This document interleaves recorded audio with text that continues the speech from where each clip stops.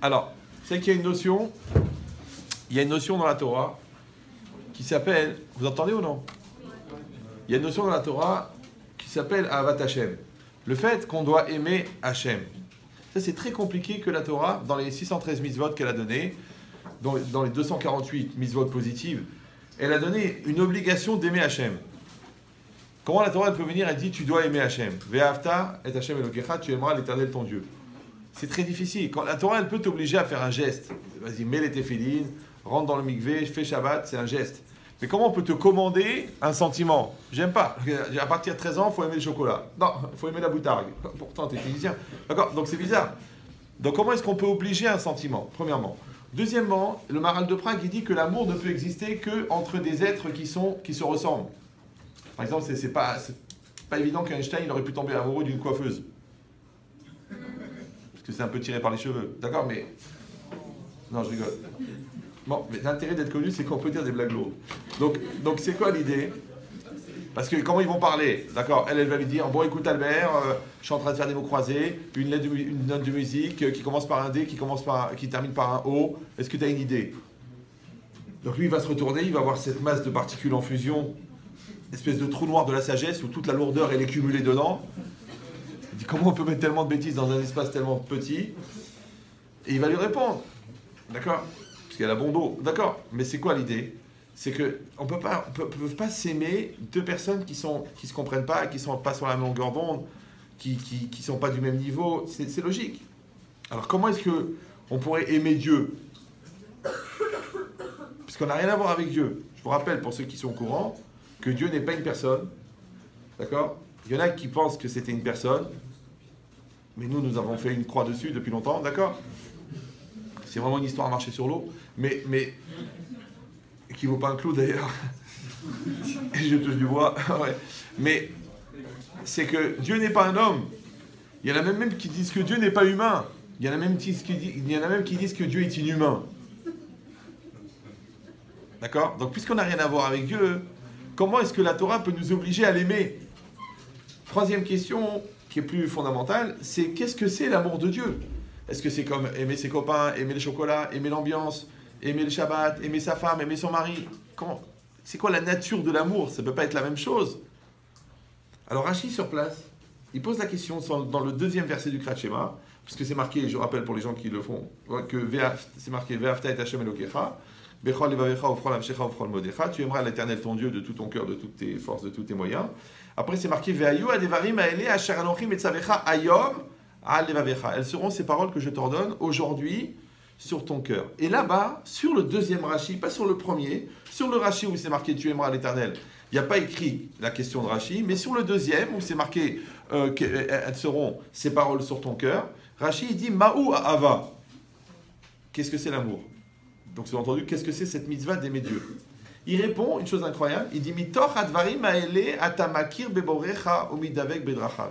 À travers ces paroles, à travers ces choses, à travers ces paroles, tu vas connaître ton Créateur umidavek bedrachav et tu vas coller à ses chemins. Maintenant, vous êtes des gens intelligents. Donc, il y a un truc bizarre dans ce Rashi. Si c'était marqué dans la Torah, Veyadarta et Hashem Elokecha, tu connaîtras l'Éternel ton Dieu. Rashi il aurait demandé qu'est-ce que c'est la connaissance? Il aurait répondu la connaissance, à travers ces paroles, à travers l'étude de la Torah, tu connaîtras Dieu. Mais la question elle était qu'est-ce que c'est l'amour de Dieu? D'accord? Parce que c'est marqué tu aimeras l'Éternel ton Dieu. Et Rashi demande qu'est-ce que c'est l'amour? Et il répond à travers ces paroles, tu connaîtras et tu colleras à ses chemins. Mais ça ne va pas, la réponse elle ne colle pas avec la question. Encore une fois, si c'était une question sur la connaissance, Dieu leur a dit comment tu vas faire pour le connaître. Mais là, c'est une question sur l'amour. Quel rapport avec la connaissance? Alors, le Siftei Chachamim sur place, il dit évidemment que tu ne peux pas aimer quelqu'un que tu ne connais pas. C'est pour ça qu'il y a des déceptions amoureuses. Parce que tu rencontres quelqu'un, tu tombes amoureux, tu tombes amoureuse, tu vois tout est bien, tout est super, et après, tu apprends vraiment à connaître la personne, tu découvres son vrai visage. Moi, des fois, des femmes, même mariées, elles me disent Rav, j'ai découvert le véritable visage de mon mari. Le véritable visage de mon mari. Je dis, pourquoi vous avez épousé Fantomas? C'est-à-dire que parce que j'étais amoureuse, mais j'étais pas amoureuse de la personne que j'avais en face de moi. J'étais amoureuse de la personne que je rêvais qu'il soit. Il y a une grosse différence. Ça s'appelle un divorce. D'accord? Bah oui. C'est-à-dire que je dois être amoureux de la personne qui est en face de moi. Mais cette personne-là, pour être amoureux, il faut que je la connaisse. Mais on ne se connaît pas au départ. Ça, on se croise comme ça dans le couloir de la fac, un petit regard, un petit truc, des midotes incroyables, et hop, on craque. Mais quand tu as craqué sur quoi? Tu as claqué sur quoi? Sur un visage, sur un truc, sur un t-shirt. Oh, il a le même t-shirt que James Dean. Ouais. Mais c'est pas une personne, ça c'est rien, c'est de la viande organisée de manière harmonieuse selon le mazal pondéral. D'accord?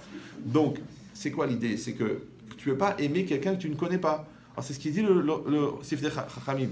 Il dit, tu vas connaître Dieu, et à force de le connaître, tu vas l'aimer. Comment tu vas le connaître? Comment on peut connaître Dieu? On a l'étude de la Torah.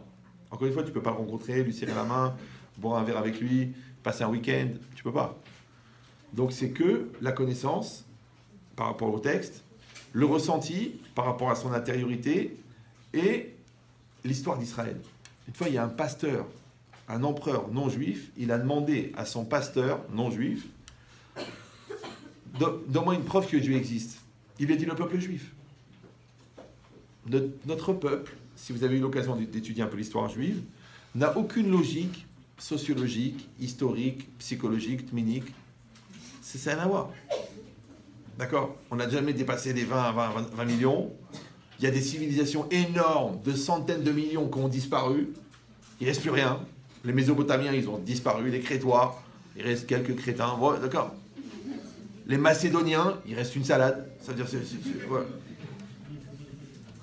Les Grecs, les Romains, c'était des civilisations incroyables. Les Incas, il ne reste même pas un cas. C'est-à-dire, tu te dis, mais c'est pas possible. Ils ont créé des pyramides, des trucs. Et le judaïsme, il est là. Regardez, là, on est aujourd'hui en 2018. D'accord? On est en train de parler de la Torah. Mais c'est incroyable. Prenez 5 minutes. Allez voir des historiens, des archéologues. C'est ce qui reste de la Mésopotamie. 2 cruches, 2 morceaux de cruche. D'accord? Comme son nom l'indique. Avec des petits dessins. Et en analysant l'ADN, on essaie de savoir s'ils mangeaient salé ou non. Nous, on a des centaines de milliers d'enseignements qui ont traversé des millénaires. Et pas des millénaires faciles, d'accord, avec des persécutions, avec des nerfs, avec des morts, avec des crucifications, des expulsions, C'est incroyable. Donc le fait même qu'on ait la Torah aujourd'hui, ça prouve que c'est pas normal. Ouais. Le fait même que le peuple existe encore, c'est pas normal. Parce que normalement, 20 millions, on aurait dû être dilué de chez dilué. Comment on est encore là? Alors il dit, le fait même que le peuple juif existe, ça prouve que Dieu existe. Mais tu peux encore pousser plus. Une fois, j'étais dans une gare de TGV comme ça. J'attendais un train. Je ne sais pas si c'était à Avignon, je ne sais plus. Il y a un gars qui vient me voir. Il me dit, vous êtes rabbin? Je dis, non, je suis cow-boy. Ah, bon. Il m'a vu avec le long manteau noir, le chapeau, la musique. Bon. Il manquait le cheval, c'est vrai. Mais bon, là, ma femme était restée à Paris. Donc, je rigole, c'est beaucoup plus grave. Alors, donc qu'est-ce qui est marqué ici? Chut, restez calme. Alors, si on commence à rigoler aux blagues, on ne va pas tirer des choses intelligentes. Donc, allô? Donc le gars, il me pose la question, il me dit, est-ce que vous êtes rabbin? Je dis oui. Il me dit, est-ce que je peux vous poser une question qui me travaille depuis quelques années? Je dis oui. Il m'a dit, pouvez-vous me prouver que Dieu existe? Je dis, écoutez, mais ça fait 5000 ans que les gens se posent cette question. On a combien de temps? Il m'a dit 5 minutes. J'ai un TGV dans 5 minutes. Je dis, bon, ok. Moi j'aime les filles, des filles, des garçons, j'ai pas de problème. Alors je lui dis, mais vous existez? Il m'a dit, oui, j'existe. Je dis, comment vous le savez? Il me dit, mais j'en ai conscience. Ah. Je dis, vous avez hérité de qui la conscience d'exister? Il me dit, de quelqu'un qui existait. Ah, donc votre père existait, avait la conscience d'exister, et vous, génétiquement, vous avez hérité de la conscience d'exister. Il m'a dit, oui. Votre père, lui, il avait la conscience d'exister? Il m'a dit, oui. De qui? De quelqu'un qui lui-même existait. Ah, le premier homme, il a existé? Oui. De qui il a hérité la conscience d'exister? Eh bien, d'un être qui existait avant que lui existe. Donc Dieu existe. Il m'a dit, oui. Je lui ai dit, vous avez même le temps de prendre un café. Bon, je sais que ça peut paraître un peu rapide et tout ça, mais je vous laisse les 6 prochaines années pour prouver le contraire, je ne suis pas pressé. C'est quoi l'idée? L'idée, c'est qu'il ne faut pas avoir peur de poser des bonnes questions, mais il faut chercher des bonnes réponses. Je ne sais pas si vous me suivez. Maintenant, si déjà toi-même, tu n'es pas capable de mesurer le taux de FTG, ce qu'on appelle, en sciences, je ne sais pas si en hébreu on utilise le même terme, en sciences modernes, le FTG, c'est ce que c'est? Non? Non? C'est quoi? Non? C'est le foutage de gueule. C'est-à-dire que, dans quelle mesure tu te moques de toi? C'est-à-dire dans quelle mesure toi-même, tu te prouves à toi-même que tu te moques de toi. Bon, on appelle ça en philosophie la part d'intérêt qui influence la réflexion. Parce que dans toute réflexion, il y a un intérêt. Maintenant, si l'intérêt n'est pas maîtrisé par celui qui maîtrise la réflexion, donc automatiquement, c'est l'intérêt qui va influencer ta réflexion. Ça veut dire que la recherche de la vérité, elle n'est pas dans la recherche de la vérité. Elle est dans la recherche de ce qui t'empêche de la trouver. Comme ça, il dit le Kovetz Shiurim, Rav Elchanan Wasserman. Mais c'est quoi l'idée? C'est qu'à chaque fois, si vous avez un projet d'être objectif, si vous voulez absolument être subjectif, c'est pas grave, il en faut des brels, d'accord? Mais si vous essayez un jour d'être objectif, dans n'importe quel choix que vous avez, que ce soit votre mariage, ou vos enfants, ou la relation avec l'argent, avec l'autre, ou avec la belle-mère, non, la belle-mère c'est spécial. Mais si vous essayez d'être objectif, encore une fois, l'objectivité, c'est comme la lumière. C'est comme si par exemple vous êtes dans une pièce entièrement noire, mais noire. Et vous, à tâtons comme ça, vous touchez le mur. Bon, vous tournez, encore un mur. Vous avez un angle, vous tournez, encore un mur. Dans le noir. Encore un mur, et puis après vous touchez du tissu. Donc vous avez compris qu'il y a un rideau. Et puis vous arrivez au rideau, à l'ouverture du rideau, et vous ouvrez le rideau. Et derrière, il fait grand jour. Donc en 3 secondes, la pièce elle est éclairée. Maintenant réfléchissez bien. En ouvrant les rideaux, vous avez allumé la lumière? Non. La lumière, elle était là. Mais vous avez enlevé ce qui vous empêchait de voir la lumière. C'est pareil dans la vie. Le bonheur, il est là. Mais il faut enlever le rabat-joie. L'abat-jour. Qui empêche la lumière de rentrer. Donc tant que quelqu'un, et c'est ça le moussard n'est pas une marque de moussard rasé. Le moussard, c'est la capacité de mesurer combien toi-même tu te moques de toi. Si tu n'es pas capable de mesurer combien de toi-même tu te moques de toi, ouais, combien tu es incohérent, combien tu te mens, combien tu t'embrouilles, combien tu te crées des faux problèmes, combien tu passes la moitié de ta vie à créer des faux problèmes et l'autre moitié de trouver des vraies solutions à tes faux problèmes, ce qu'on appelle la mytho, oui. Donc, tu n'as même pas commencé à vivre. Tu n'es même pas né. Tu es mort en fait. Comme le poisson qui est pas né d'ailleurs. Qui est mort. On ne peut pas paner un poisson vivant. Alors je l'explique. J'ai besoin des blagues pour savoir si vous suivez. Là, vous avez un taux de réactivité qui est proche du coma. On m'a dit c'est des jeunes, tu peux y aller. Mais là, j'ai l'impression que vous digérez ou je sais pas où. Il y a un truc qui ne va pas là. Si vous êtes avec moi, je le sais parce que je vois vos yeux, je vois votre concentration, ou je vois votre lutte entre la digestion et la réflexion, puisque vous mangez quand je parle, ce qui me fait plaisir, j'ai l'impression d'être une chips. D'accord. Mais qu'est-ce qui est marqué ici? Restez calme. Je viens d'atterrir de l'avion là. Je viens de sortir de l'avion. En plus, ils m'ont perdu une valise, donc ça fait vraiment plaisir. Mais qu'est-ce qui est marqué ici? Ici, c'est marqué que si quelqu'un ne prend pas le temps de se connaître assez pour savoir combien il se moque de lui, il va avoir un vrai problème. C'est pas seulement qu'il va être subjectif parce que sa réflexion va être déformée par ses intérêts, ça c'est la dimension philosophique. C'est que Bichlal, il vit pas sa vie. Vous me suivez ou non? Parce que quelqu'un qui est esclave de sa colère, ou quelqu'un qui est esclave de sa peur, ou quelqu'un qui est esclave du regard de l'autre, ouais, ou quelqu'un qui est esclave des compliments parce qu'il est en anorexie comportementale, il attend les compliments, ouais, ou quelqu'un qui est en esclave de son kavod, eh ben il est esclave. Mais en tant que tu es esclave, tu n'as pas commencé à vivre. C'est pour ça que c'est marqué dans Pirkei Avot. Im en anili mili. Ouais. Im en anili mili. Ça veut dire si je ne suis pas pour Émilie, mais qui est pour Émilie? Non, c'est pas ça. Im en anili, si je ne suis pas pour moi, qui est pour moi? Je me rappelle, j'avais 17, 18 ans. J'ai entendu cette phrase pour la première fois de ma vie. J'étais moins religieux que vous. Mais j'utilisais mon cerveau de manière régulière. Le prof de philo, il me dit mais Ria, tu parles ou tu penses?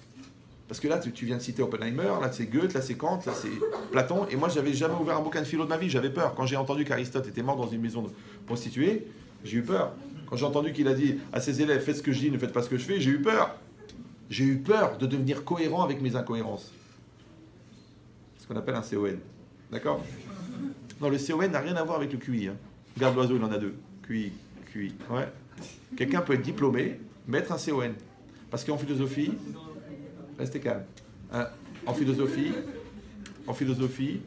l'intelligence, c'est la capacité d'adaptation. D'accord? Donc le contraire de l'adaptation, c'est l'inadaptation. Et le contraire de l'intelligence, c'est la bonnerie, avec une lettre d'écart dans l'alphabet. Donc quand quelqu'un est un CON, en fait, c'est qu'il n'est pas adapté à la réalité qui est en face de lui. Maintenant, quand je ne suis pas adapté à la réalité qui est en face de moi, ça n'est souvent que le reflet de l'inadaptation que j'ai avec moi-même. Puisque j'ai moi, intérieur, et j'ai moi, extérieur. Et moi, je suis censé être moi-même. Et ensuite, j'ai la réalité extérieure qui est le reflet de la projection de ce que je suis moi.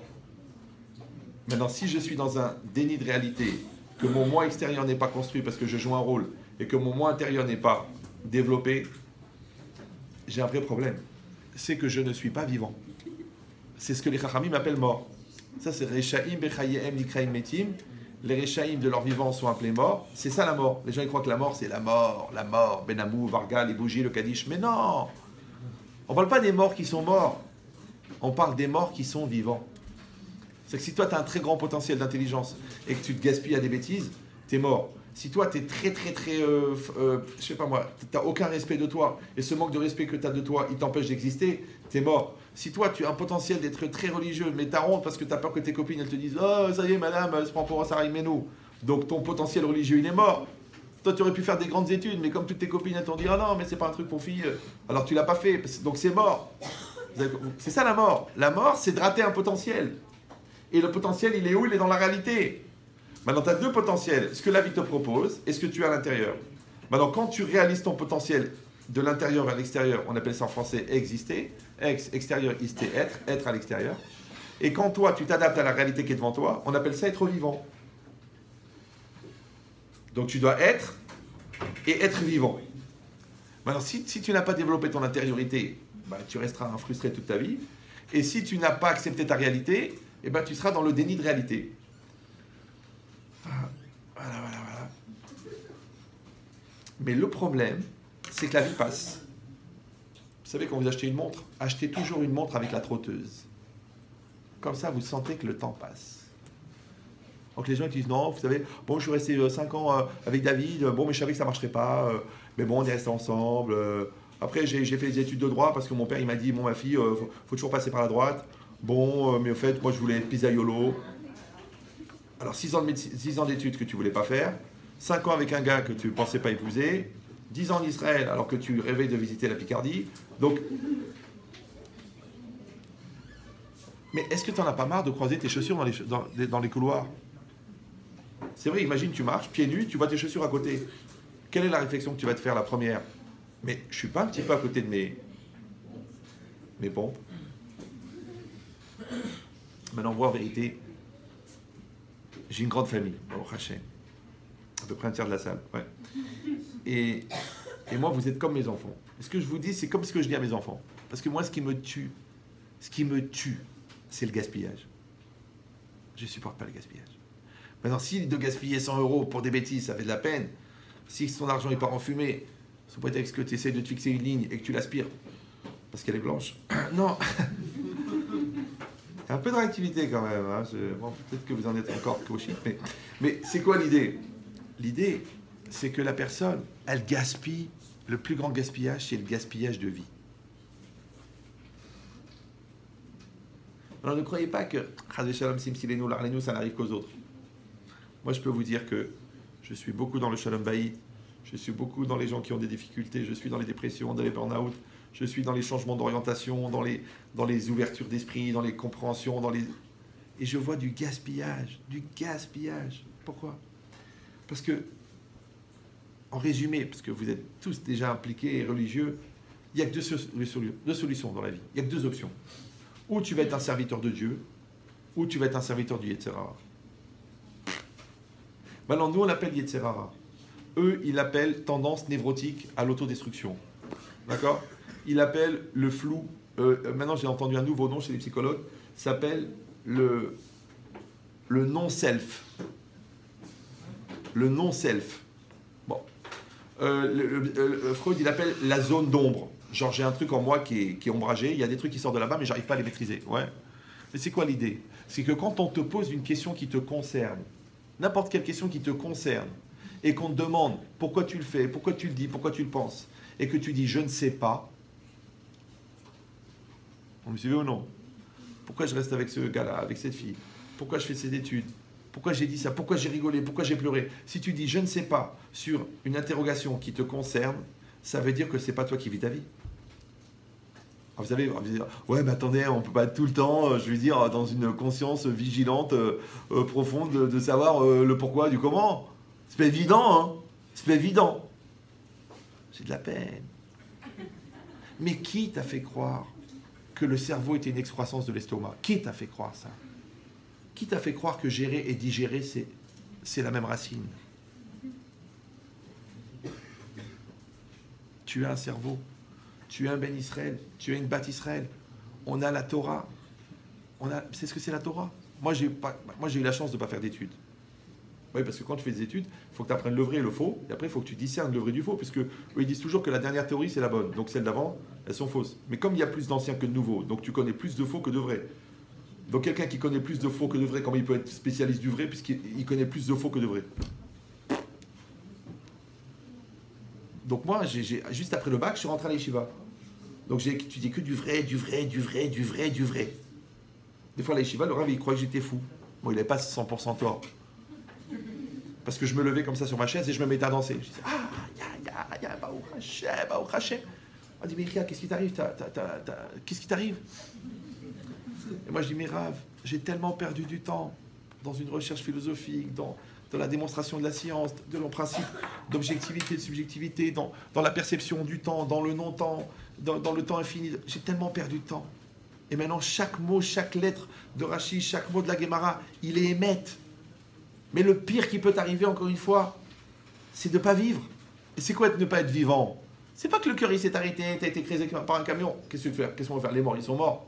La question, c'est les morts vivants. C'est qu'est-ce qu'ils disent les goïms? J'ai besoin de me sentir vivant. Donc le gars, qu'est-ce qu'il fait? Il traverse le Tibet en VTT en marche arrière. Je sais pas, il traverse le transatlantique à la nage. Il se fait poursuivre par des requins. Il y a plein de trucs sur Internet, moi pour ça. J'ai besoin de me sentir vivant. Mais ça peut être que c'est ton corps qui est en vie, parce que tu as des envies. Mais ton cerveau, il est en vie. Ta neshama, elle est en vie.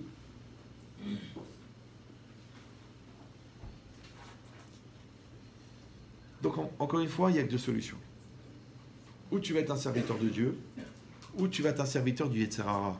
Maintenant, encore une fois, nous, on appelle Yetzer Hara pour gagner du temps. Mais vous savez, je parle avec des psychanalystes, avec des psychologues, je parle avec des gens qui ont fait 21 ans d'études, qui ont des milliers de consultations. Il me dit, mais rien, mais c'est pas possible. Mais il me dit, avec ton petit schéma là, j'ai compris comment est-ce que Lacan, il explique Freud. Je dis, mais c'est rien du tout, c'est même pas une miette de Rav Dessler. C'est un crouton de Messiat Echarim. C'est pas une boulangerie. C'est un crouton. Comme il dit, mais comment c'est possible? Il y a tout dans la Torah. Mais c'est vrai qu'il faut la regarder avec les bons yeux. Parce que tu peux voir l'ambiance, tu peux voir le Sefer Torah, tu peux voir la Megena, ouais. Ou tu peux voir la profondeur. D'ici quelqu'un il se donne les moyens de voir la profondeur. Moi je vous dis, moi ça fait plus de 29 ans que j'enseigne. J'ai 57 ans, c'est-à-dire que c'est plus de la moitié de ma vie. J'ai compris pas mal de choses. J'ai eu des cours, des gens ils me disent, écoutez, j'ai mal à la tête. Alors que le mec il était patron d'usine Orsa-Silor quand même. Major promo, centralien. C'est pas d'Ahmad. Ouais. Encore une fois, c'est pas pour moi. C'est pour vous dire la puissance de la Torah. Alors pourquoi je vais gaspiller ça? L'autre jour, j'étais à Jussieu. Ils m'ont amené tous les maths P. D'accord? Maintenant, encore une fois, moi, j'ai pas fait d'études. Donc j'ai fait un développement sur la foi et la raison. D'accord? Quand est-ce qu'elle s'arrête la réflexion? Quand est-ce qu'elle commence la foi? Parce que même dans la science, il y a une notion de foi. Parce que jusqu'où on peut rationaliser l'irrationnel? Et à partir de quand elle commence la confiance et où elle se termine la démonstration? Et si vous allez dire, écoutez, il n'y a pas de confiance dans la science, tout doit être démontré.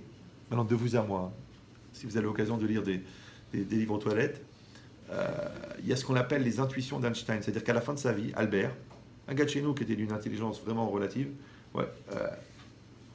aucune réaction. Ils sont endormis. C'est la fin de journée, c'est la retraite, c'est les grossesses. D'accord. Donc, maintenant. De quoi je parlais là? Albert. De Oui, ça c'est sûr. Et avant? Et avant? Ça c'est la blague. Ouais, et avant? Voilà. À la fin de sa vie, voilà, on appelle ça les intuitions d'Einstein. C'est-à-dire qu'Einstein, en fait, il n'avait pas besoin de prouver ce qu'il pensait, parce qu'il avait le cerveau qui était tellement construit que même ses intuitions, elles étaient vraies. À Mavdil, c'est ce qu'on appelle chez nous le Da'at Torah. Quand quelqu'un il a beaucoup étudié la Torah, quand tu vas poser une question à Rav Eliashiv ou à Rav Shach, il a le Da'at Torah. C'est-à-dire que sa tête, elle a été meyusheret, elle a été rendue droite par l'étude. Parce que quand tu étudies la Torah, il faut que tu passes la Gemara, la Mishnah, Rabbi Shimon Bar Yochai, Rabbi Yochanan, il faut que tu passes le Rashi, le Rashba, le Char dans Chonin, là-bas, il faut que tu... Et c'est pas facile. Donc si tu passes tout ça avec la tête claire, tu as une tête droite. Quand tu as une tête droite, tu peux faire ce que tu veux. Quand tu n'as pas une tête droite, même si tu es diplômé,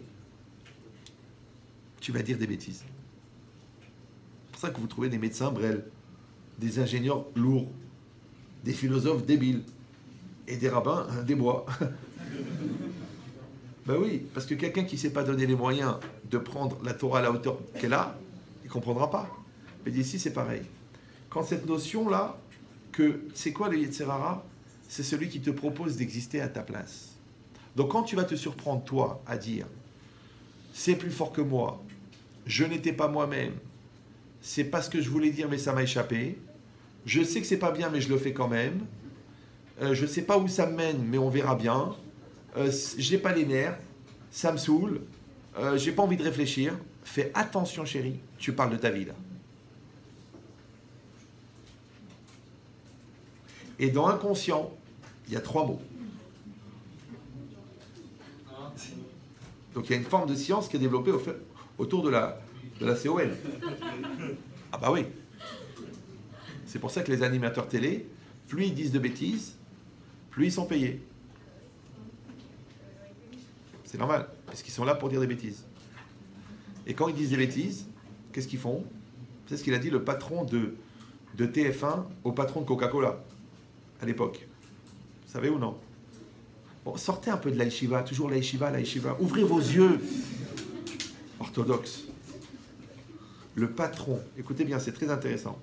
Le patron de TF1, il a dit au patron de Coca-Cola, en fait, il s'adressait à tous les annonceurs, nous nous engageons à fabriquer des programmes de télé qui rendent l'esprit et les cerveaux des téléspectateurs disponibles à l'impact de vos publicités.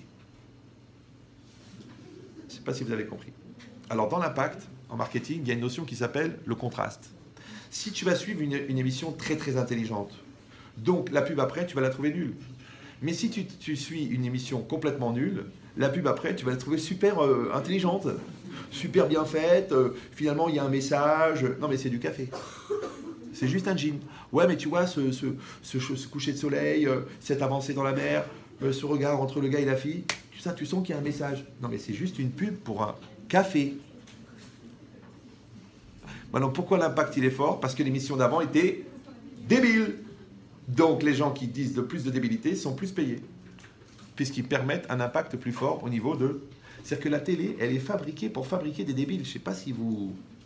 Mais le pire, c'est pas les mecs qui la fabriquent, puisqu'ils sont payés. C'est les brels qui la regardent. Ça s'appelle des consommateurs. Encore une fois, nous sommes poursuivis. D'accord? Et le pire, c'est que ça leur plaît. La preuve, c'est qu'ils sont convaincus. Donc ils sont perdants 2 fois. Mais à un moment ou à un autre, la personne elle va dire oh, c'est pas possible. Je peux pas passer ma vie à ça. Alors je vous donne une des armes de Yetzer Hara. Qu'est-ce qu'il fait? Puisque tu as grandi un petit peu dans la Torah, que tu es juif, que tu connais l'importance de la vie et tout ça, qu'est-ce qu'il fait?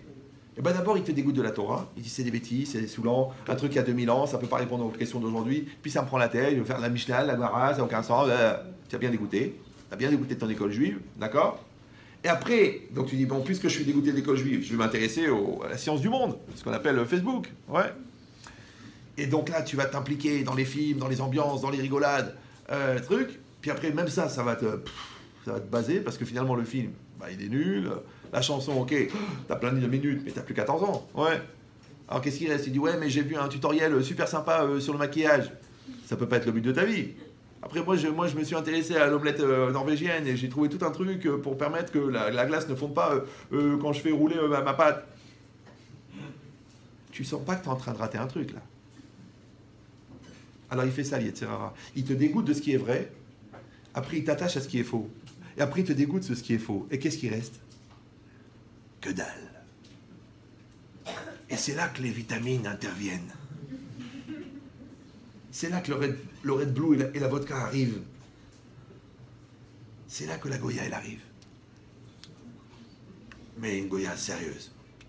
Gentille, pleine de valeurs, pleine de midotes, pas superficielle, pas typée, pas communautaire.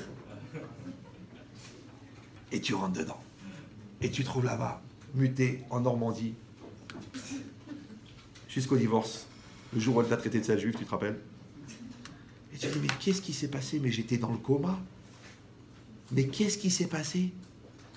Ah, Botaï, pourquoi ça s'appelle Itorerut? Parce qu'il faut se réveiller. Arrêtons de dormir. Moi, quand j'avais 17 ans, j'étais tellement malade que je m'entraînais à penser à 4 choses en même temps. Je ne sais pas si vous me suivez. C'est-à-dire que je parlais, je réfléchissais à ce que je disais, en même temps je prenais un sujet de philo, en même temps un sujet de physique, pourquoi la peinture elle va adhérer mieux sur le bois que sur le métal, et en même temps une conversation que j'ai eue avec un gars hier. Les 4 en même temps. Pourquoi? Pour vivre 4 fois la même seconde. 4 fois la même seconde. Alors comment tu peux rester 5 ans dans le coma?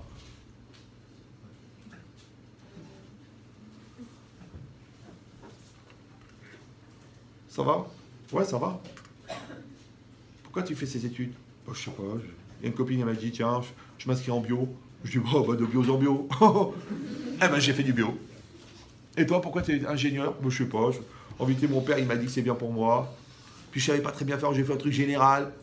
Mais attends, mais si toi, tu sais pas qui tu es, tu sais pas ce que tu veux, tu sais pas ce que tu vaux, mais c'est dangereux.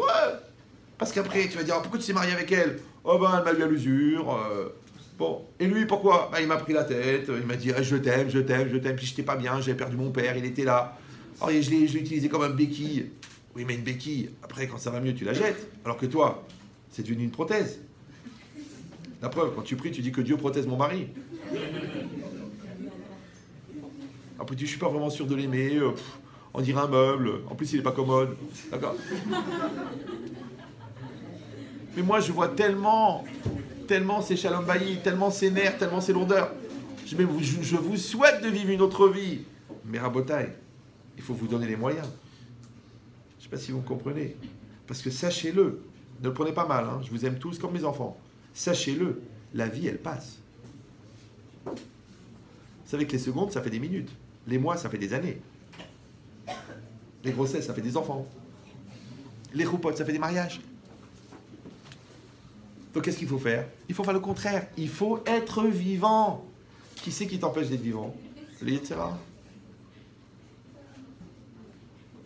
Bah oui, parce que quand il t'empêche de réfléchir, quand il t'empêche de prendre du recul, quand il t'empêche de devenir intelligent, quand il t'empêche d'étudier ce que tu as besoin, quand il t'empêche de mettre de la sainteté dans ta vie, mais quand tu n'as pas la sainteté, c'est le contraire. Vous savez qu'il n'y a pas de parfait dans le monde. Vous prenez une bouteille d'eau. Ça va? Donnez la main ceux que j'ennuie. Non, ça ne me dérange pas. Il y en a qui prient pour que je m'étouffe. Bon, donc vous prenez une bouteille d'eau. Ouais, la bouteille d'eau, elle est pleine d'eau. Elle est neuve, elle est pleine d'eau. D'accord? Combien elle contient d'eau? S'il y a marqué 1,5 litre, elle contient combien d'eau? Je vais peut-être baisser le niveau de la conférence. Donc je recommence. Si j'ai une bouteille d'eau d'1,5 litre, elle est neuve. Imaginez la bouteille là, Coca. Elle est neuve, elle est fermée. Elle est fermée et elle est pleine. Il y a marqué 1,5 litre. Combien elle contient? Blainara. Donc si j'ouvre la bouteille et je la vide dans une bassine, il y a combien de Coca dans la bouteille, dans la bassine? Attention, question piège. Combien il manque dans la bouteille? 1,5 litre. Vous sentez le hidouche ou... Non? La bouteille, c'est la personne. Écoutez bien. Écoutez cette démonstration. Elle va vous faire gagner au moins 5 ans de yeshiva et 21 ans de thérapie. Écoutez bien. La bouteille, c'est la personne. La bassine, c'est la vie. Ce que tu trouves dans la vie, c'est exactement ce qui manque dans la personne. C'est-à-dire que ta réalité, elle n'est que la projection de toi, si tu es construit, ou de tes manques, si tu n'es pas construit. Par exemple, tu n'as pas confiance en toi, ou tu vas trouver des gens qui vont se foutre de toi, ils vont abuser de ton manque de confiance, ou des gens qui vont profiter de ton manque de confiance pour te détourner. Mais qui c'est qui a créé ça? Tu dis, je tombe toujours sur des gens méchants et des gens malades. Rabbi Shefrit, j'en ai marre de rencontrer des malades. Je dis, oui, vous avez un petit côté infirmière, c'est vrai. Elle dit, oui, mais c'est tous des gamins. Oui, mais toi, t'aimes bien materner, Mère Teresa. L'émission, je vais l'aider, je vais la ramener à la Torah, je vais le sauver, et si Dieu veut, je vais la... Écoute, Mère Teresa, il n'y en a eu qu'une, elle a été canonisée. Alors t'arrêtes de prendre sur toi des missions qui ne sont pas ta mission, c'est pas ta mission. Ouais, tu prends quelqu'un qui te ressemble, qui est à ton niveau. Et surtout, tu te maries quand tu es mariable. Parce que si tu rencontres quelqu'un et t'espoir que si Dieu veut, dans 4 ans, quand vous aurez fini les études, eh ben vous pourrez vous marier, blinéder, sans compter les avortements, bien sûr. Ouais, alors, non, c'est pas un projet, ça. Ça, c'est un balagan. Les gens mariables se marient. Et c'est bien. Pourquoi? Parce qu'ils sont tellement connus avant le mariage, écoutez bien, qu'ils ont déjà développé une routine dans leur shalom bayit avant de se marier. Moi, je vois la fille, la veille de la choupa, Rabbi Shefrit, la vérité, je crois que je fais une grosse bêtise. Pourquoi? Je ressens rien. Mais comment tu ressens rien? Mais ça fait combien de temps que vous connaissez? 4 ans. Bon, vous avez tout fait ensemble? Bah oui, on n'est pas religieux. Genre, c'est une mitzvah de faire d'avérote. Je lui dis, mais JH2, ça veut dire jeune Hamara au carré. Déjà, un homme religieux, équilibré, et sympathique et intelligent, il met des années à comprendre que sa femme n'est pas un objet de son désir. Alors celui que depuis le départ, il t'a donné le statut d'objet, puisqu'il t'a utilisé comme l'objet de ses besoins personnels équatoriaux, la partie la plus chaude de la planète. Ouais. Comment veux-tu que maintenant il bascule dans l'idée que tu es une personne?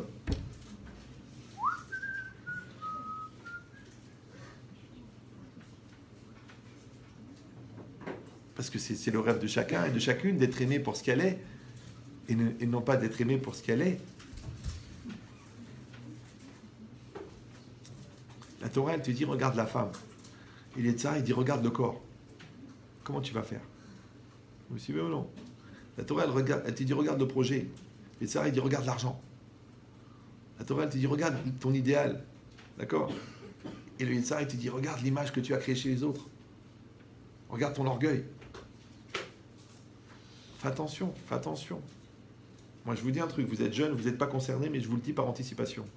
Il y a des gens, quand ils arrivent à l'âge où ils devaient profiter de ce qu'ils sont devenus, ils font un burn-out. Pourquoi? Parce qu'ils ont fait beaucoup de choses, mais ils sont devenus personne. Comme toi, tu fais médecine, tu deviens médecin. Comme toi, tu fais une famille, tu deviens père de famille, mère de famille. Mais si tu as rempli des fonctions, mais tu n'as pas utilisé la fonction pour construire ton être intérieur, et bien quand tu vas arriver à 50 ans, tu vas dire, mais attends, les enfants, ils se barrent, ma femme, je la sens plus, mon boulot, j'ai plus de goût, je vais mourir. Tu sais pourquoi? Parce que tu n'as pas profité de ta réalité pour devenir quelqu'un. Et quelqu'un, c'est unique, c'est le côté unique qui est en toi. Alors si tu n'es pas devenu quelqu'un, tu deviens quelqu'onque. Parlez français, non? Quand tu dis une personne quelconque, mais c'est quoi quelconque? Demandez à un prof de français. Quelconque. C'est grave, hein? Quand tu dis c'est une personne tout à fait quelconque, elle est tout à fait quelconque. Mais comment tu peux être quelconque puisque tu es quelqu'une? Tu es quelqu'un. Juste quelqu'un de bien. Ouais. Donc si toi, tu t'es pas donné les moyens d'être toi-même, t'es personne. C'est ça qui est grave. Et le Yetzirah, ça l'intéresse que tu sois personne. Pour ça qu'il a créé la mode, pour ça qu'il a créé les ambiances, pour ça qu'il a créé les pseudos sur Facebook, pour ça qu'il a créé la rigolade, pour ça qu'il a créé la superficialité, le cinéma, les romans, l'ambiance, la lourdeur, l'extériorisation du monde, les vedettes qui sont eux-mêmes rien et qui te demandent à toi d'être eux comme rien. Pourquoi les grands acteurs qui gagnent 10 millions et demi de dollars par film, ils filment des gens, ils prennent de la coke toute la journée, je comprends pas, le mec il a tout pour être heureux. Ce que tu rêves d'avoir, il l'a. Il a 600 mètres carrés habitables à Beverly Hills. Tu vois la Aston Martin, la BM, la blonde, la brune, toutes les formes de bière, il les a. Alors pourquoi il est obligé de prendre des lignes toute la journée? Tu sais pourquoi? Parce que lui, il avait fait tout ça pour être lui-même, et on lui dit non, maintenant que tu as une image, si tu deviens toi-même, t'es nul, t'es un pauvre type. On veut que tu continues à développer le mythe de ce que les gens croient que tu es et non pas de ce que tu es. Donc comment il va compenser la distance entre ce qu'il est censé être et ce qu'il est?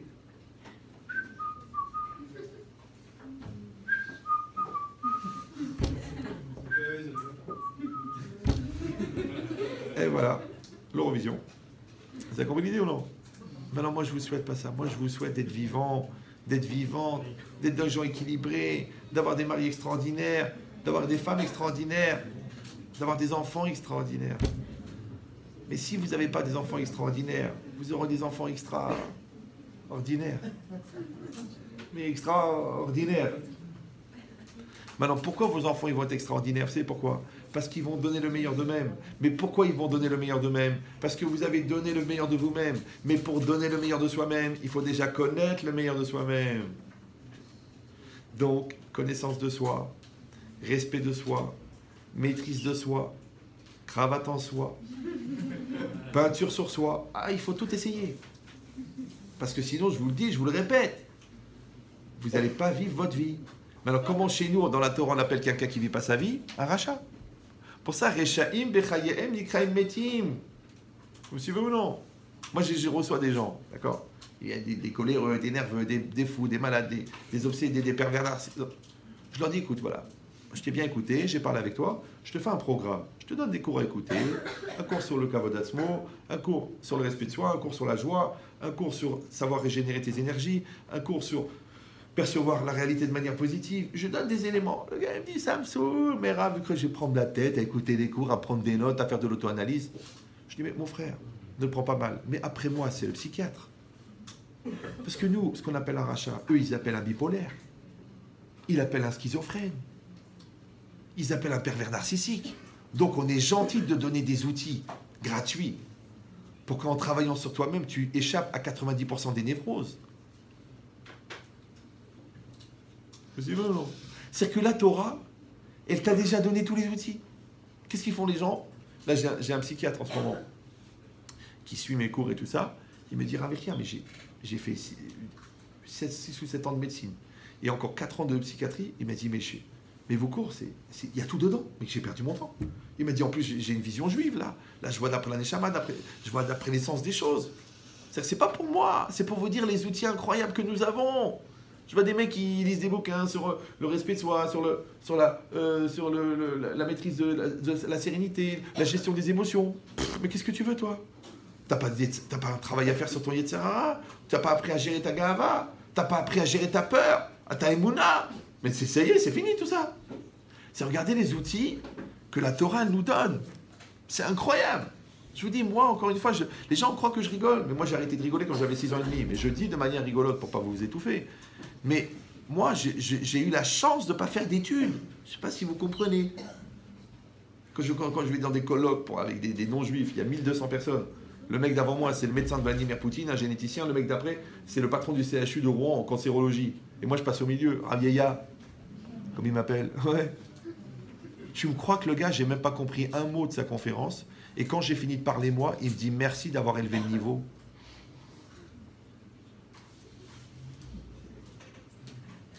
Ça veut dire quoi? Ça veut dire qu'on a une Torah extraordinaire. Mais Rabota, il faut arrêter de la lire comme closer, comme public.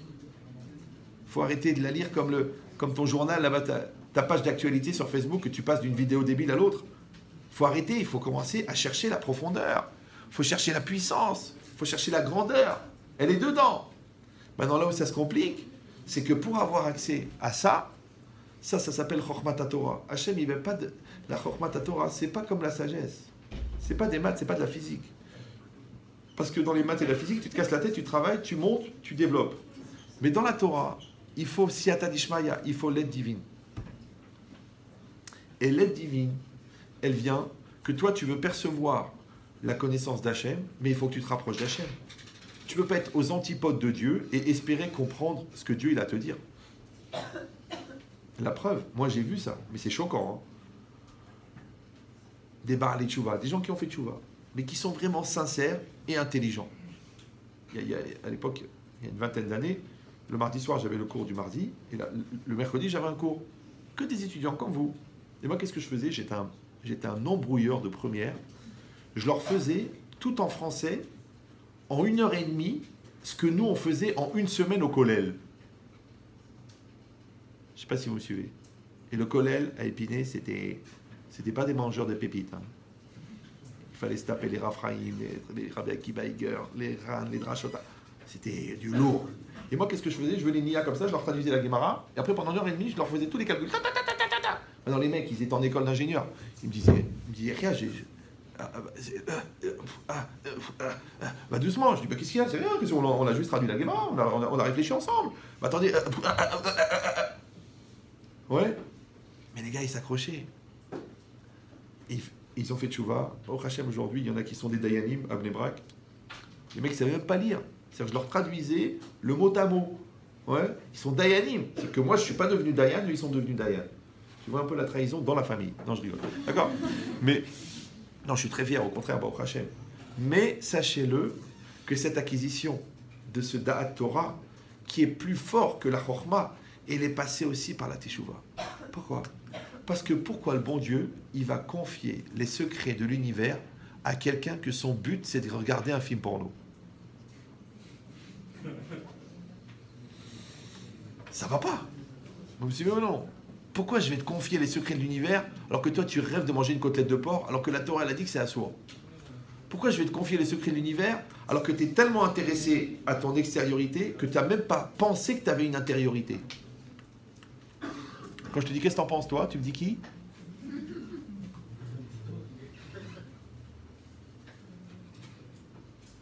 Il y a quelqu'un dedans? C'est pour ça qu'en français, le mot personne, il a deux sens. Il veut dire personne et personne. Maintenant, je pose la question la plus idiote du monde. Comment tu peux exiger le respect qui est dû à la personne alors qu'au fond, tu sais que tu es personne? Parce que pour pas être personne, il faut être quelqu'un. Et quelqu'un, on l'a dit, c'est unique. Donc si toi, tu n'as pas développé ton côté unique, tu deviens personne. Si tu es personne, on ne peut pas te respecter comme quelqu'un parce que tu es personne. Je sais, c'est violent, mais vous êtes jeune, vous pouvez encaisser. Parce que si après 10 ans de mariage, vous appelez le rabbin pour lui dire « Écoutez, Rav, vous savez, il m'insulte, il me frappe, il me trique. » Mais je dis « Mais moi, ok, vous êtes marié avec un fou, mais comment ça se fait que vous ne vous défendez pas ?» Alors il dit « Peut-être que j'ai pas assez confiance en moi. » Eh bien, la confiance en soi, c'est la conscience d'être à l'intérieur quelqu'un de plus important que celui qu'on est en train de frapper. Donc je préfère vous violenter aujourd'hui avec des phrases dures que vous m'appelez dans 10 ans pour me dire « Écoutez, Rav, je crois que je ne suis pas né. C'est vrai que j'ai épousé un monstre. Mais le monstre, on le fabrique. Parce que le jour où vous allez réfléchir à la culpabilité du bourreau, il faudra que vous pensiez à la complicité de la victime. C'est un phénomène physique. Vous savez qu'un phénomène ne peut se perpétuer que si tous les intervenants qui interviennent dans le phénomène participent à la perpétuité du phénomène. Ça va? Oui, non? Si vous voyez un objet qui bouge, par exemple, pourtant ce objet, il a un poids. Et donc il a attiré vers la gravité terrestre. Alors comment ça se fait qu'il se déplace? Parce qu'il y a une pression. Le mouvement est créé en physique par la contradiction de deux forces opposées, le poids et la pression. Ok. Donc si tu vois que ça bouge en toi, c'est qu'il y a deux forces opposées. Si tu vois que ça bouge dans ta vie, c'est qu'il y a deux forces opposées. Si tu vois qu'il y a un dominant et un dominé, c'est qu'il y a deux forces opposées. Alors réfléchis-toi. C'est qui toi? Donc moi je vous dis ça maintenant, aujourd'hui, parce que je vous aime, parce que vous êtes des gens super, parce que je me suis levé ce matin à 7h du matin et que je suis fatigué de ce voyage de fou. Et je vais vous donner quelque chose de chachouv, parce que je ne sais pas quand est-ce que je vais vous revoir. Et je sais que vous avez des rabbanim extraordinaires qui donnent leur neshama pour vous donner des... Ah, ça s'appelle des neshama en plus. Wow. 5%. Ouais. Donc, ce que je voulais vous dire, bon, c'est pas du tout le sujet que je voulais faire, mais c'est comme ça. On croit qu'on dit ce qu'on veut dire, alors qu'en fait, on dit ce que les gens doivent entendre. Comme si dans votre Wi-Fi à vous, vous avez orienté le discours à l'intérieur de ma tête. Manipulateur. Donc ce que je voulais vous dire, c'est que le principal constituant d'une personne, c'est sa volonté. Rav Dessler, il dit Ratson Adam ou Mauto, la volonté d'un homme, c'est ça son essence. Mais c'est bizarre, parce que l'homme, il a été créé à l'image de Dieu. Et qu'est-ce que c'est Dieu? N'ayez pas peur, on est entre nous. Qu'est-ce que c'est Dieu? Écoutez bien. cette définition. Après, encore une fois, vous pouvez prendre faites 10 ans de collège pour vous dire le contraire, je ne suis pas pressé. Dieu, c'est une énorme volonté que le monde soit pour le bien, qui ensuite se parcellise en billions de milliards de billions de micro-volontés qu'on appelle des anges et qui vont participer à la continuité physique de la réalité. Voilà. Bon, ça, les Rachamim, ils disent une phrase. Ils disent, le Zohar, il dit, derrière chaque brin d'herbe, il y a un ange qui lui dit pousse. Et qu'est-ce que c'est un ange? Le Nefesh HaChaim, il dit que c'est un Kohar. Et un Kohar, c'est quoi? C'est la force. Et la force, c'est quoi? C'est l'expression physique d'une volonté exprimée. Oui, non, oui, non, oui. Maintenant, quand tu regardes une expression, tu parles, tu exprimes, tu agis, c'est une forme d'expression. Ton œuvre, c'est une expression de toi. Tu écris, c'est une expression de ta pensée. Donc, mais tout ça, ton geste, ta parole et ta pensée, ils sont véhiculés par quoi? Par ta volonté. Ça va? Donc c'est quoi l'homme? Comme Dieu. Dieu, c'est une énorme volonté qui s'exprime dans la réalité sous la forme de réalité physique. Et bien l'homme, c'est aussi une énorme volonté qui va se réaliser sous la forme d'axes qu'on appelle l'acte, la parole et la pensée. Super. Maintenant, quand tu mets la volonté dans ta parole, ça s'appelle la conviction. Quand tu mets la volonté dans ton acte, ça s'appelle la détermination. Et quand tu mets la volonté dans ta pensée, ça s'appelle la concentration.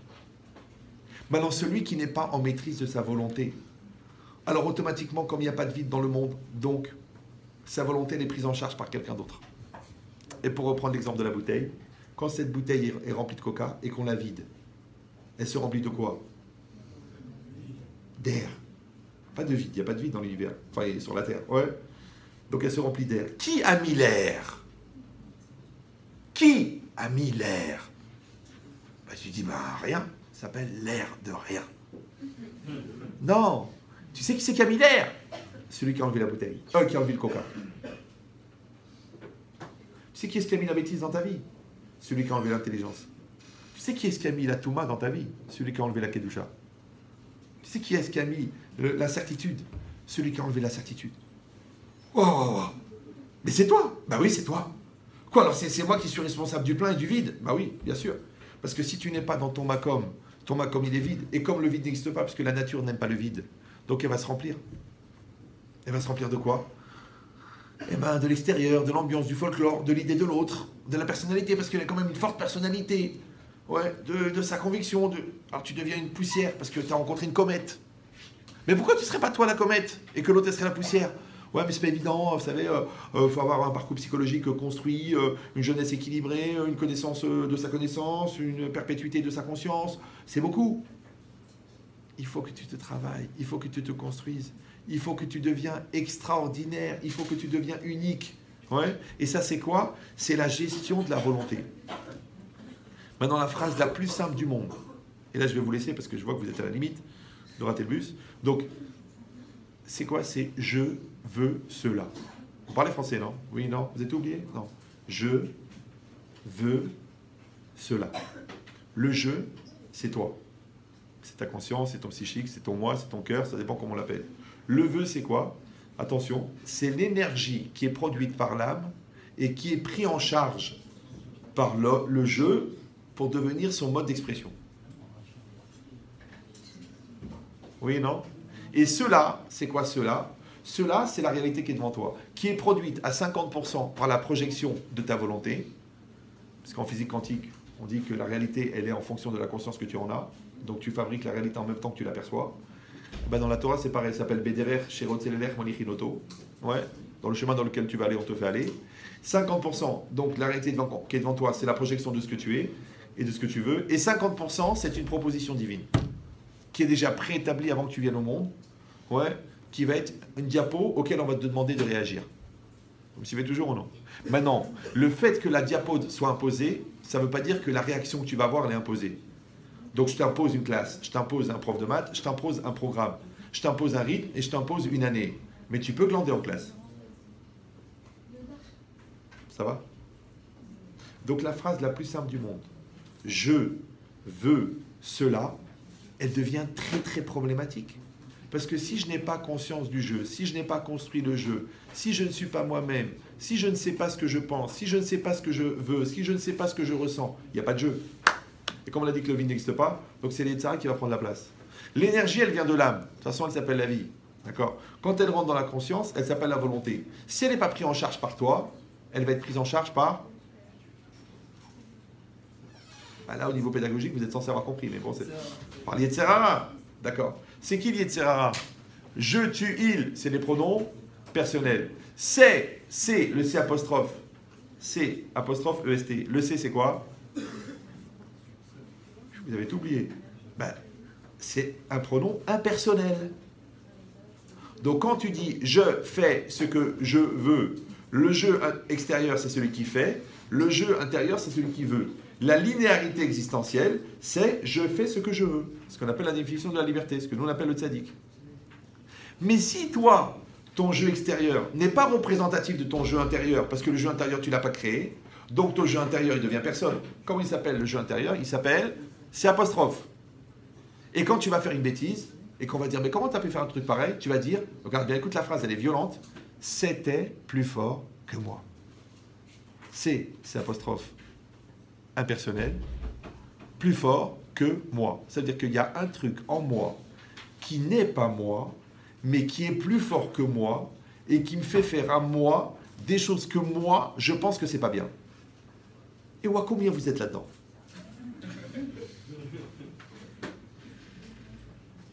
Donc la définition de la vie, c'est que tu construises ton moi intérieur, ce qu'on appelle le Lev Tov, que tu sois en maîtrise de cet intérieur. Et pour ça, tu as besoin de beaucoup de travail, de beaucoup de chorma, de beaucoup de travail des midot, et de beaucoup de siyata dishma, il y a beaucoup d'aide divine. Maintenant, je vous donne un secret, et après je vous laisse tranquille. Donc vous avez compris que quand je dis « je veux », en vérité, c'est un abus de langage. Parce que le « je », c'est moi, mais le « veux », c'est l'énergie de l'âme que moi j'utilise. C'est clair ça ou non ? C'est pas évident. Par exemple, le courant électrique. Si je branche un frigo, ça fait du froid. Si je branche un four, ça fait du chaud. Si je branche un micro-ondes, ça fait des ondes. Si je branche une chaîne IFI, ça fait de la musique. Donc moi, je n'ai pas créé l'électricité, mais je l'ai utilisée. Donc si je prends l'énergie de mon âme et je la mets dans la haine, elle devient une haine infinie puisqu'elle vient de l'âme. Si je la mets dans l'argent, Yesh lo mani rotse matayim, il veut 100, il veut 200. Si je la mets dans la sagesse, je deviens un super ingénieur. Si je la mets dans la Torah, je deviens un grand rave. Donc j'ai juste utilisé cette énergie. Je n'ai pas créé l'énergie. D'accord ? Et bien cette énergie, elle vient de l'âme. Comme elle vient de l'âme, elle est divine. Comme elle est divine, elle est infinie. Donc on se retrouve dans un espèce de mélange. Que quand je dis « je veux », le « je », il est humain, mais le « veux », il est divin. C'est pour ça qu'un homme, il arrive à dire des choses géniales. C'est du génie. C'est quoi le génie ? Le génie, c'est l'éclairage de l'âme sur la petitesse de l'esprit humain. Maintenant, si je dis que le je, c'est moi, et que le veut, c'est l'énergie de Dieu, donc quand je dis je veux, en fait, j'associe Dieu à mon projet. Vous me suivez ou non ? Je veux réussir médecine. Tu dis, pourquoi tu veux faire ça ? Pas parce que je veux soulager la douleur, parce que je veux apporter dans le monde, parce que je veux trouver un vaccin à la maladie qui a emporté ma sœur. Ta volonté, elle est belle, elle est bonne. C'est un idéal. C'est essentiel. L'essentiel, c'est l'essence du ciel. L'essence du ciel, c'est Dieu. Tu as mis Dieu dans l'histoire, Dieu il est avec toi. Mais si tu dis, oh, je veux gagner beaucoup de fric. Ah, j'ai déjà 7 milliards de pathos, que je veux un pathos de plus. Pourquoi je vais l'aider ? Tu dis, non, mais ce que je voudrais, moi, c'est que les filles, elles me regardent. Ah, mais t'as pas besoin d'être intelligent pour ça. Regarde le pitre, là, Brad. Donc, ça veut dire quoi ? Ça veut dire que chacun d'entre nous, s'il va mettre sa volonté, mais une volonté qui vient de l'intérieur, ouais, alors il a mis Hachem avec lui. Donc quand vous mettez de la spiritualité, quand vous mettez de la Torah, quand vous mettez de la Yir'a, ça s'appelle Irato Kodemet le Chochmato, quand ta crainte, elle passe avant ta sagesse. Alors ils disent les Chachamim, ta sagesse va s'accomplir. Mais quand ta sagesse, elle passe avant ta crainte, le bon Dieu il dit, écoute-moi, moi je ne suis pas là pour t'aider dans ton cabinet de dentiste. Mais quand tu dis, moi dans ce cabinet de dentiste, je vais soulager la douleur, je ne vais pas prendre un argent volé, je vais donner le meilleur de qualité, je vais soigner les gens, je vais apporter, celui qui n'a pas les moyens, je vais l'arranger ou je ne vais pas le faire payer, Le bon Dieu, il dit, mais t'es en train de faire une tzedaka, toi. T'es en train de faire une mitzvah. T'es pas un dentiste. T'es un installateur de salle à manger. Non, je veux dire, t'es un tzaddik. Ah, je suis avec toi. Donc ça veut dire la chorma, c'est de mettre Dieu avec soi. Et quand tu as Dieu avec toi, tu vas avoir peur de la banque, tu vas avoir peur de la conjoncture, tu vas avoir peur de l'ambiance. J'ai un ami à moi qui a une très grosse boîte de bourse. Je vous rappelle en 2008 ce qui s'est passé? En 2008, ceux qui font de l'économie. Qatar. Alors cet ami-là, à moi, 2 ans avant 2008, il a été voir Rabbi David à Bersera de Naria, un très grand tzaddik. Je vous conseille d'aller prendre des brachot là-bas. Et il est très proche de lui. Il est venu demander une bracha. Et le gars, il a dit, écoutez, Rav, je suis dans la bourse, il y a des signes avant-coureurs des choses pas bonnes. Le Rav, 2 ans avant, il a dit, dans 2 ans, ça va être une catastrophe. Des très très très grosses boîtes, elles vont couler. Le mec, il a eu peur. Ok, il avait une boîte, mais c'était pas Morgan, je sais pas quoi, là. Il a eu peur. Alors il dit, mais Rav, et moi, qu'est-ce que je vais devenir? Écoutez bien la réponse. Mais elle est incroyable, écoutez bien. Il a dit, si tu rentres dans la logique de la conjoncture, alors ton mazal, il va dépendre de la conjoncture. Ça s'appelle Ashgacha Klalit, c'est-à-dire Dieu il s'occupe globalement de tout le monde. Mais si toi, tu as une relation spéciale avec Hachem, parce que toi, tu te lèves le matin, tu fais ta prière, parce que toi, tu comptes sur Hachem, que même quand tu veux faire une remarque à ton fils, tu dis Hachem, trouve-moi les mots. Quand tu veux être gentil avec ta femme, tu dis Hachem, aide-moi dans le Shalom Bayit. Quand tu prends un médicament, tu dis Hachem, aide-moi. Donc comme tu mets Hachem dans chaque projet, donc tu n'es plus dans la conjoncture globale.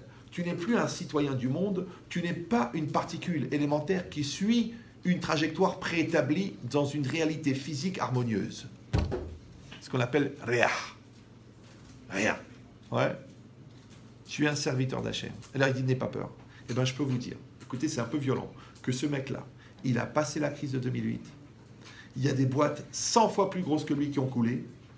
Et après qu'il a passé la crise, il y a des très grosses boîtes qui ont survécu, qui sont venus le voir pour le racheter, pour comprendre comment il a fait pour passer la crise. Mais comment le mec, il va leur dire que c'est la Emouna?